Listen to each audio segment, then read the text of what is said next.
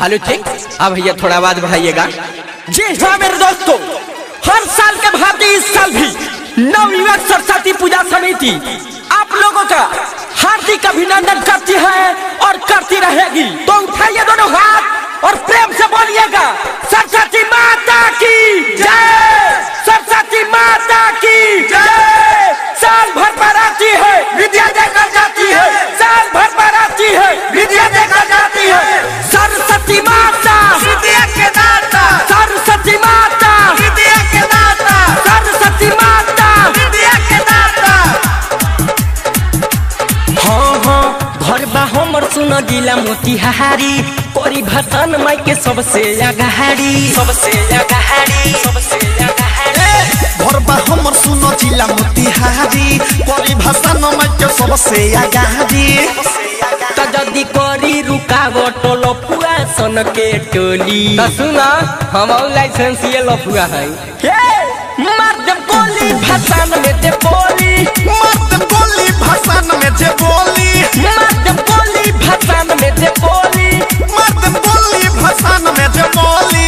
है समझला, आवाज कम कर। हाँ एक आवश्यक सूचना, मेरे समिति के जितने भी सदस्यगण हैं, अगर मेरी आवाज को सुन रहे हैं तो सबसे पीछे एक लड़का ब्लू टी शर्ट पहना हुआ है और सामने वाले जो छत पे लड़की है उसको लाइन मार रहा है, तो उसको पता नहीं है कि लफुआ का भसान निकला हुआ है। बोल दो सिस्टम में रहे। गाना बाजी भोजपुरी तबे नुगादा खूबे बूढ़ी, सभे कमरला चटाई, केहू के होई ना मजबूरी, केहू के होई ना मजबूरी। सुनो गाना बाजी भोजपुरी तबे नुगारा दाऊरी, सभे कमरला चकाई, केहू के होई ना मजबूरी।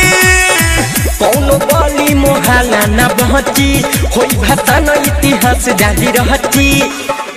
सिंह टोली में घुमनी चल सयब यही टोली। हाँ चल चल, वो नहीं हमरा माल के घर बा, कहूँ छत पर इंतजार करत होई। मर्दम गोली भसान में जे बोली, मर्दम गोली भसान में जे बोली, मर्दम गोली भसान में जे बोली, मर्दम गोली भसान में जे बोली।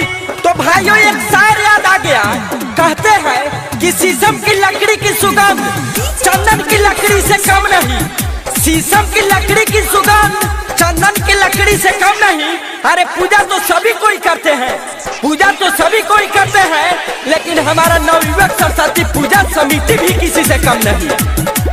टाइगर सुजीत के बुलाओ, रोहनेस के साथ न जाओ, छोट मोट बावे जला फरा, हसन फिरोज से सलटाओ।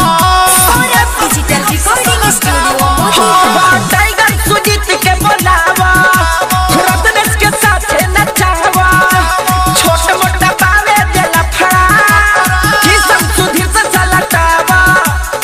बबलू सूरज या बीड़ जसवी हरी, सौरभ ऐश्वर्या के चले रंगधारी, के तारिया दारू सबके हुडी जे पडोली। हाँ डोलो डोलो, जब मोतिहारी घर कची का डर है।